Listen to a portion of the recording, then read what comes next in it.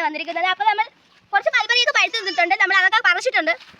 ഇതാണ് നമ്മൾ പറിച്ച മൽബറി, കുറച്ചേ ഉള്ളൂ, ബാക്കിയെല്ലാം പിഞ്ചാണ്. അപ്പോൾ നമുക്കിത് ടേസ്റ്റ് ചെയ്ത് നോക്കാം.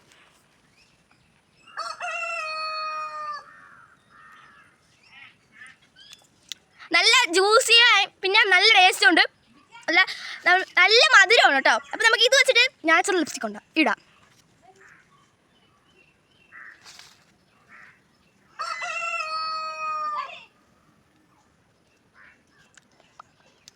എങ്ങനെയുണ്ട് ഗൈസ്? നമുക്ക് ബ്ലഷും ഇത് വെച്ചിട്ടുണ്ടാകാം.